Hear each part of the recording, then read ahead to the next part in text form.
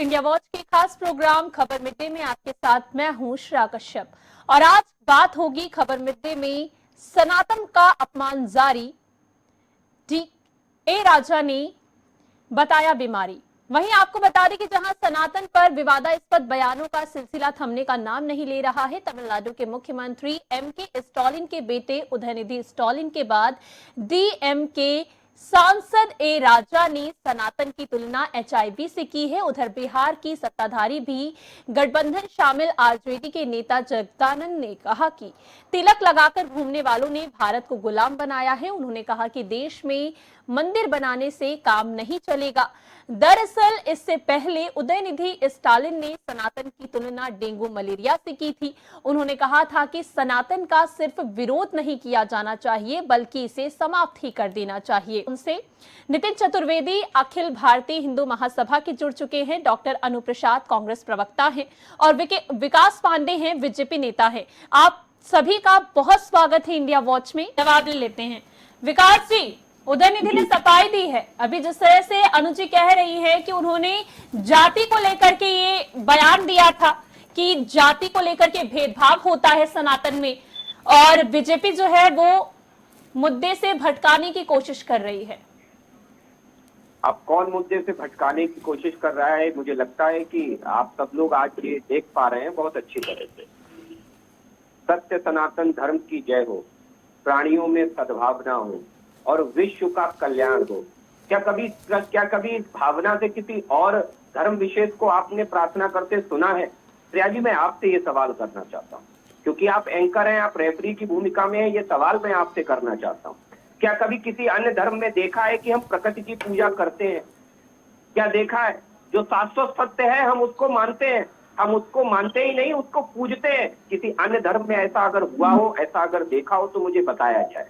दूसरी चीज, जहां तक जाति की बात करते हैं ये तो मुझे लगता है कि या तो आप सनातन को समझने पहले समझ लीजिए अच्छे से, उसके बाद टिप्पणी करिए। सनातन में कोई जाति व्यवस्था नहीं है, ना ही हमारे धर्म ग्रंथों में कोई जाति व्यवस्था का प्रावधान है और ना ही ये सनातन की दी हुई संस्कृति से पीछे से चली आई हुई कोई व्यवस्था है। ये बीच में बनाई गई व्यवस्था है। कैसे बनी, क्यों बनी, ये अन्नू जी भी बहुत अच्छी तरह से जानती हैं और मुझे लगता है कि उसको लेकर के बार बार आप हमारे पूरे धर्म पर टिप्पणी करेंगे, बार बार सनातन को नीचा दिखाएंगे। ये तो स्पष्ट दिखा रहा है ये कांग्रेस पार्टी की सोची समझी साजिश है। मैं हमेशा से कहता हूं श्रेया जी कि सत्ता से दूर जाने का कांग्रेस के मानसिक स्तर पर बहुत गहरा प्रभाव पड़ा है। ये इनके नेताओं के बयान से साफ जाहिर है। उदयनिधि जी लेटेस्ट मामला है। इससे पहले कांग्रेस के वर्तमान राष्ट्रीय अध्यक्ष मल्लिकार्जुन खड़गे जी 2018 कर्नाटक विधानसभा के चुनाव में भी ऐसा ही बयान दे चुके हैं। मैं आपको बताना चाहता हूं, ये सारे के सारे वो दल हैं। मैंने हमेशा से कहा कि माननीय मोदी जी कहते हैं कि एक तरफ है तुष्टीकरण करने वाले लोग और एक तरफ है संतुष्टीकरण करने वाले लोग। ये तो देख देख के अपनों को रेवड़ियां बांटने वाले दल हैं। तो ये सिलेक्टिव पॉलिटिक्स करना चाहते हैं और कलेक्टिव पॉलिटिक्स और कलेक्टिव एफर्ट्स पे इनका कोई ध्यान नहीं है।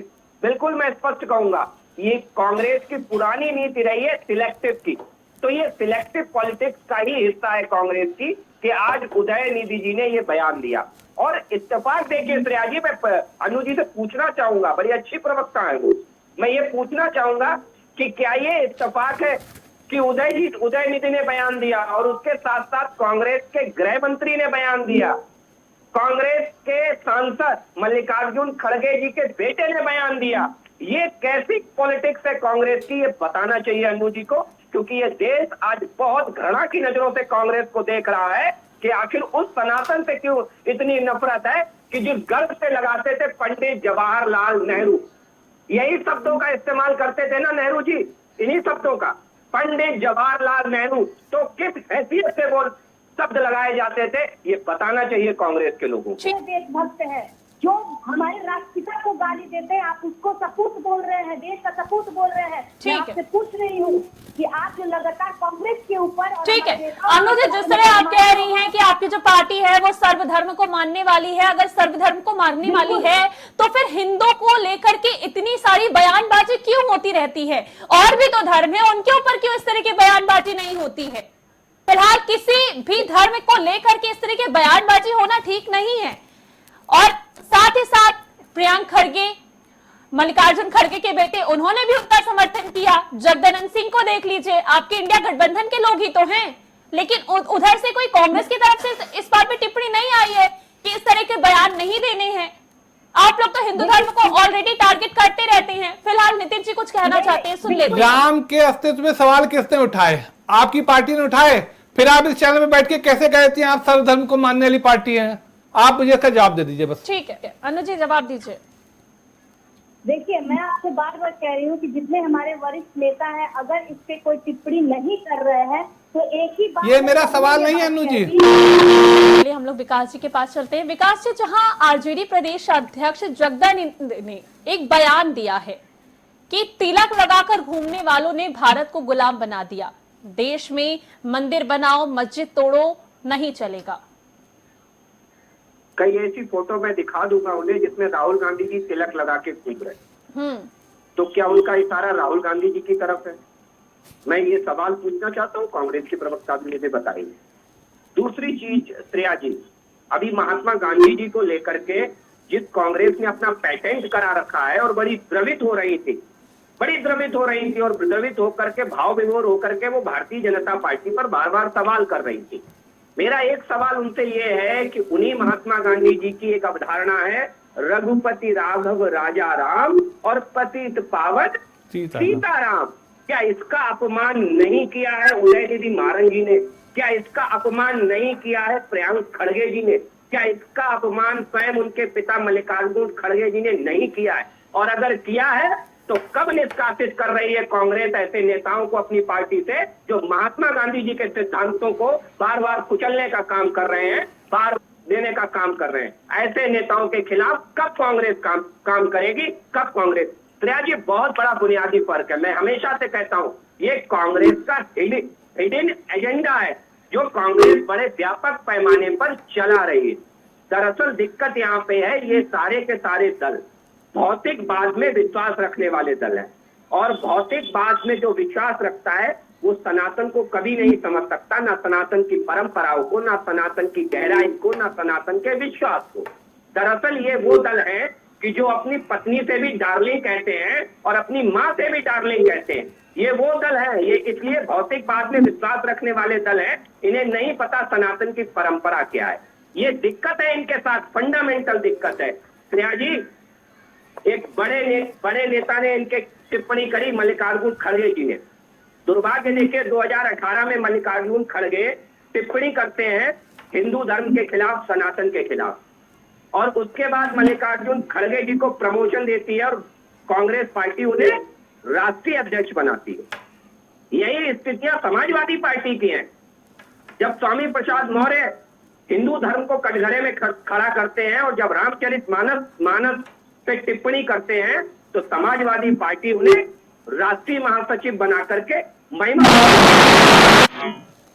बुनियादी तौर पर फर्क समझिए, जब भारतीय जनता पार्टी की एक प्रवक्ता ने एक धर्म विशेष को लेकर के कोई बात कही, आप सबको पता है वो विषय, और उसके बाद भारतीय जनता पार्टी को एक क्षण नहीं लगा और उस प्रवक्ता को 6 वर्ष के लिए हमने पार्टी से निष्कासित कर दिया और प्रवक्ता पद से तत्काल हटा दिया।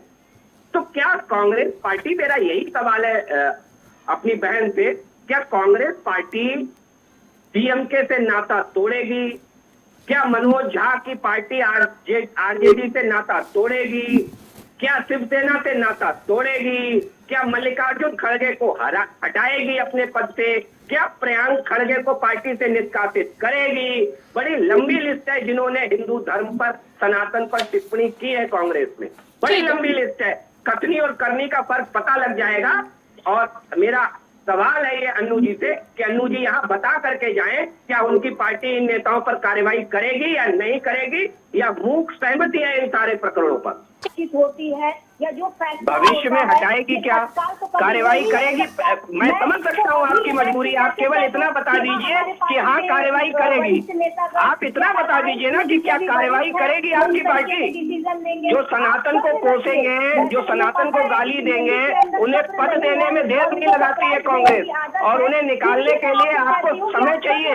कितना चाहिए बताइए इस देश को, इस देश को बताइए। विकास जी, जहां इंडिया गठबंधन के एक नेता हैं लालू प्रसाद यादव, उन्होंने एक बयान दिया है, यही सनातन धर्म को लेकर ही बयान दिया है कि बीजेपी ढोंगी है, पगलाया हुआ है, बात पर बात बनाता है। इस पर आपका एक जवाब। कौन पगलाया हुआ है इसका जनता जवाब देगी 2024 में। पागल तो वो लोग हो गए हैं जो गांधी के सिद्धांत रघुपति राघव राजा राम पर टिप्पणी करने वालों को अपनी पार्टी में महिमा मंडित कर रहे हैं। पागल तो वो लोग हो गए हैं कि भारतीय जनता पार्टी पर कहते हैं कि आप गांधी के हत्यारों को महिमा मंडित करते हैं। आज गांधी की आत्मा को मुझे लगता है सबसे ज्यादा ठेस पहुंची होगी कि उन्हीं के पार्टी के लोग जो उनका पेटेंट करा करके बैठे हुए हैं, और उन्हीं के पार्टी के लोग आज उनकी अवधारणा रघुपति राघव राजा राम पर कुठाराघात कर रहे हैं, उस पर प्रश्न चिन्ह उठा रहे हैं, और उस पर भी अन्नू जी का एक गोलमोल रवैया ये दिखा रहा है। अभी अन्नू जी ने एक बात कही थी श्रेया जी कि हमारे नेताओं की टिप्पणी ना आना, कांग्रेस के नेताओं की टिप्पणी ना आना इस बात का द्योतक है कि मौन सहमति होती है। मौन जो है वो सहमति होती है। अन्नू जी आपकी सहमति है ऐसे नेताओं को, अन्नू जी आपकी सहमति है, आपकी पार्टी की सहमति है ऐसे नेताओं को। और रही बात महिला उत्पीड़न की, जिनकी नाक के नीचे दिल्ली में बलात्कारी एक निर्भया के साथ बलात्कार करते रहे और दिल्ली में कांग्रेस सरकार सोती रही, तो वो यहाँ आकर के महिलाओं पर प्रवचन दे रहे हैं, यहाँ आकर के महिलाओं पर प्रवचन दे रहे हैं। ये रवैया कांग्रेस का दोहरा चरित्र का रवैया है, जो कांग्रेस के लिए भस्मासुर ठीक है होने वाला। जी, शाउटिंग मैच मत करिए प्लीज। ठीक है विकास जी बोलिए।